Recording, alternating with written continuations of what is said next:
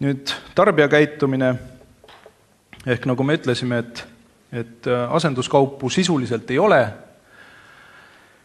Ma näitan siin kohe selle slaidi ära, mis on siis piima hinna elastsus. Sinine graafik tegelikult näitab siis ostukoguse muutus, selle sõltumist siis piima hinnast ja punane on siis siin väga hästi on näha tegelikult, et kui piima hind tuleb alla, ostukogus kasvab, piima hind läheb üles, ehk sisuliselt järgib seda ja ostukogus hakkab kohe pärast seda kahanema ja tegelikult jäävadki pendeldama. Küll aga siis see elastsus ei ole üks-ühene, ehk tegelikult ostukogus muutub vähem, umbes 2 korda vähem ja ei ole ajaliselt seotud, et see on tegelikult selline nagu hilinenud reaktsioon hinnakasvule. Ehk tegelikult selle graafiku järgi võiks ikkagi öelda niimoodi, et piima hinna kasv ei vähenda oluliselt piima tarbimist, kuna puuduvad asenduskaubad ja me tegelikult siin põllumeestena ja tootjatena ei peaks kartma sellist võib-olla kaubanduse vastuseisu hinnamuutusele ja täitma ka seda soovi, mida tegelikult Euroopa Liit soovib, et ikkagi vähendada igasuguseid subsiidiume ja minna ikkagi üle sellele, et selle osa, selle hinnavõidu võiks ikkagi maksta kinni tarbija ise. Et riik võtab endale selle kulu, mis on mõeldud igasuguste turutõrgete leevendamiseks ja tarbija maksab oma hinnavõidu ise. Välismõjud muidugi on sellised üldtuntud, ehk rahvastiku kasv maailmas. Kollased riigid kasvavad aastaks 2050 umbes 11 miljardi elanikuni, mis tähendab seda, et sisuliselt lähema 20 aasta jooksul peab põllumajandustootmine kahekordistuma. Igasugune energiavajadus kasvab, elustandard kasvab, nii et meil ei ole siit tegelikult pääsu, et me peame olema valmis täna investeerima ja täna suurendama oma tootmiskoguseid. No, tuues siia juurde näitajad 20 aasta tagusest ajast, et Eesti on ju kunagi tootnud piima 1,3 miljonit liitrit aastas, miljonit tonni aastas, ja täna on see piimatoodang 600 000 tonni aastas, ehk sisuliselt meil on kasvuruumi siin küll ja küll. Nii, ja välismõjud on siis põhiliselt, mis meile nagu endale kõige rohkem meeldib, on muidugi toidu hinnaindeksi kasvudeks, ehk tegelikult see hinnakasv on sisuliselt ikkagi pöördumatu.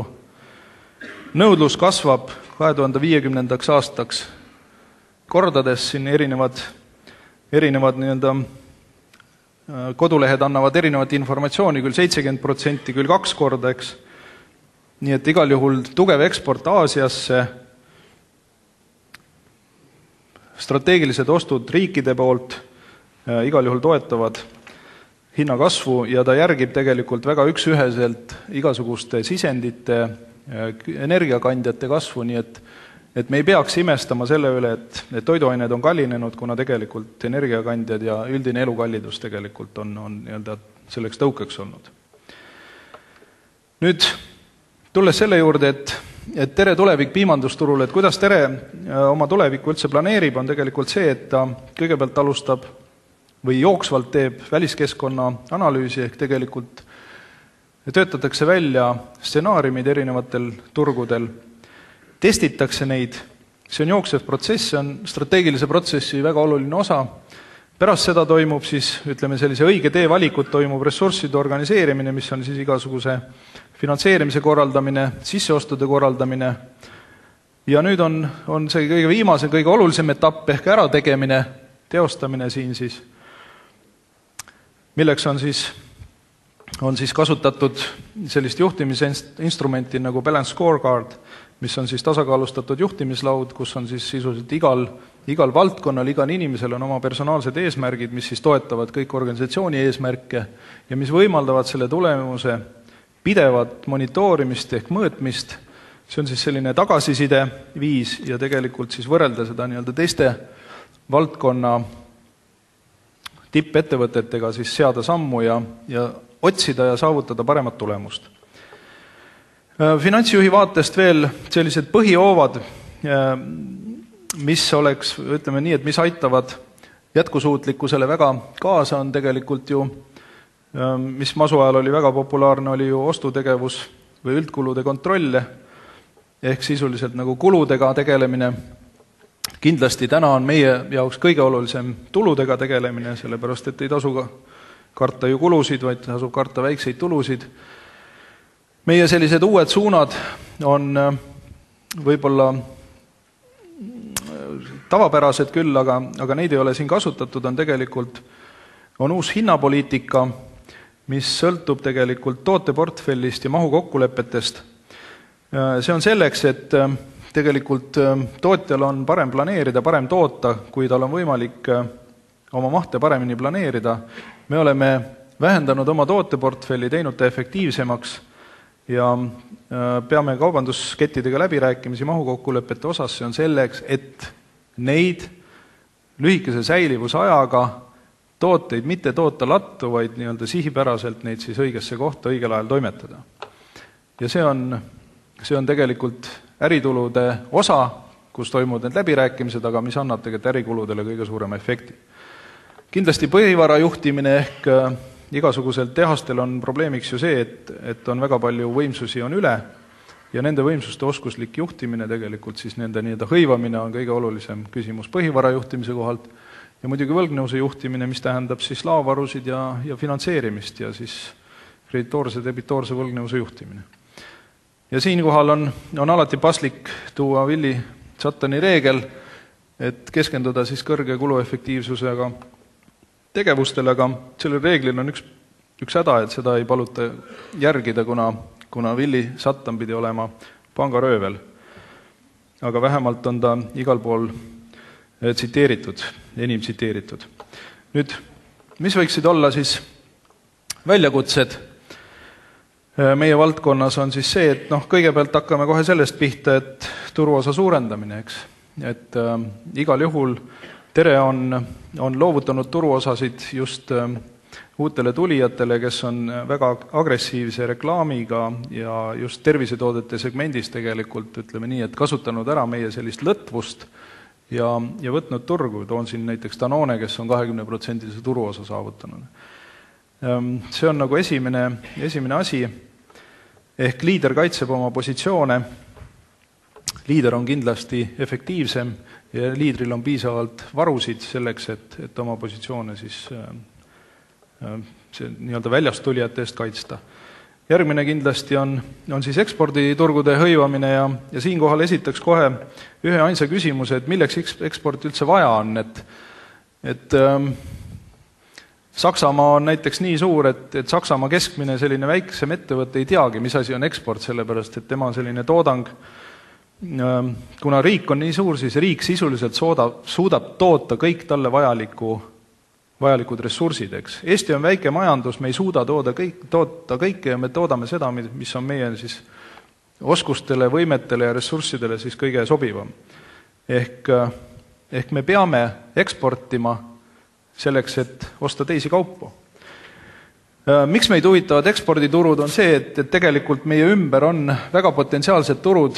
Need mustad kastikesed näitavad seda, et kui suur on piima tarbimine elaniku kohta aastas ja me tegelikult näeme, et meil on olemas lipulaevad Soome, Rootsi, kes tegelikult on nii-öelda terviseteadlikud, näitavad meile ette tegeliku sellise piimatarbimise taseme ja meie igal juhul loodame ja eeldame seda või meie uskumus on see, et kõik ülejäänud riigid jõuavad sinna järele, vähemalt poolele teele. Eks. See annab väga suure potentsiaali nendele turgudele, ehk siin on nende turgude kasvumäärad ja kasvumäär ütleb seda, et see on püsiv nõudlus, püsiv kasumiallikas ja mingisuguste ebaõnnestumiste kohal ta tegelikult korvab igasugused sellised eksimused ja sisenemiseks tehtud kulud. Ehk ma ei löö siin mingisugust nii-öelda vene trummi, eks, aga see on üks võimalus, mis tuleks kindlasti ära kasutada. Mis turgude juures piimatootmises erilist on see, et tegelikult meil on ju kiiresti riknev toit või toiduaine ja siin on ära toodud siis need turud ja nende kaugus kilomeetrites, nii et see leviala igal juhul on sobiv siis värske piimatoote ekspordiks. Nüüd, mis veel? mis on oluline nende turgude juures, et siin on olemas tegelikult tabel siis sisenditest ja väljunditest, ehk meie vaade, missuguse hinnaga tuleb siis tootmisse piim ja missuguse hinnaga on ta kaubanduses müügil. Ja siit on väga selgelt näha, et tegelikult Eestis on siis see turg või konkurents kõige tihedam, turg on efektiivne, see vahe, mis jääb kaubandusele ja tootjale, on väike, eks. Kõrvalturud on tegelikult selgelt näha, et need võimalused teenida, selle võrra paremini areneda, innovatsiooni rakendada, on tunduvalt suuremad ja tegelikult nende võimaluste järgi me lähemegi sinna. Ja me jätkame väljakutsete slaidi sellega, et mis asi on näiteks eristumine, et miks ma olen selle sõna välja toonud, on see, et tegelikult sellise arengutasemega riigid nagu Eesti, et nad on üldiselt harjunud kõike üle võtma ja teha teistest paremini, aga see on selline kapitalismi paigalmarss, et tegelikult tuleb siin selgelt eristuda ja tulla välja uue sõnumiga. Et Eesti on ju tegelikult põllumajandustootmises lipulaev olnud, kas või see sama NSV Liidus ja tegelikult see uskumus, et siin on kõik värske, ilus, roheline loodus on lopsakas, et see uskumus on jäänud ja seda tuleb kõik ära kasutada. Nii. Konsolideerumise koha pealt ma ütleksin seda, et Tere on selgelt näidanud, et otsib neid võimalusi tootmiste ühendamiseks, on teinud ülevõtupakkumisi ja teeb neid kindlasti edaspidi selleks, et ikkagi seda tootmist efektiivistada, et saavutada paremaid mahukokkuleppeid, et olla oma välispartneritele ka selline piisavalt suure tootmisvõimsusega partner. Ehk saavutada siis selline meie visiooni, võib-olla selline esimene aste, et olla siis Põhjamaades suurim piimatootja. Nüüd avaliku sektori roll, siin me näeme ikkagi seda, et Euroopa Liidu seadused on põllumajandustootjatele andnud sisuliselt sellise kartellikokkuleppe võimaluse, see on nüüd küll, ütleme, piimatootjate poole pealt, aga siin me näeme tegelikult võimalust ikkagi lahendada ära siis Euroopa Liidu tasemel ja abi tasemel siis kõik põllumajanduses esitleidvad riskid, need kitsaskohad, võimaldada seda elu maal, võimaldada seda tootmist, toetada eksporti ja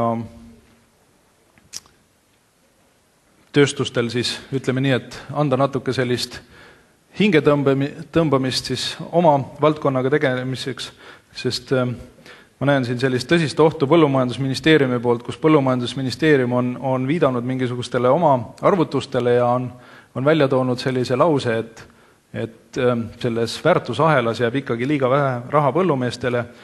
Ma tean, miks ta seda teeb, sellepärast, et jällegi Euroopa Liidus on ju suund sellele, et selle hinnavõidu, mida saab täna tarbija, selle avaliku sektori rahastamise arvelt, et selle võiks maksta kinni tarbija ja sellepärast tegelikult sellised signaalid ministeeriumi ja ka Euroopa Liidu poolt. Ja muidugi kõige olulisem on siin koostöö, see on tõsine proovikivi. Ma mõtlen siin igasugust alduvõttu, koostööd transpordi alal, koostööd ekspordis, et ma ei näe siin ühtegi takistust, miks seda ei teha ja Tere täna seda teeb. Tere näiteks veab teiste piimatootjate piima, toimub siis vastav nii-öelda tasaarveldus piimas ja nii edasi. On ju kas või selleni, et siin oli juttu ka väetiste müügist, mida Tere pidi müüma. Ma ei ole sellest midagi kuulnud, aga söödamineraalid, jah, tooraine. Et neid koostöövorme tegelikult hakkame siit otsima ja loodan siin teie peale.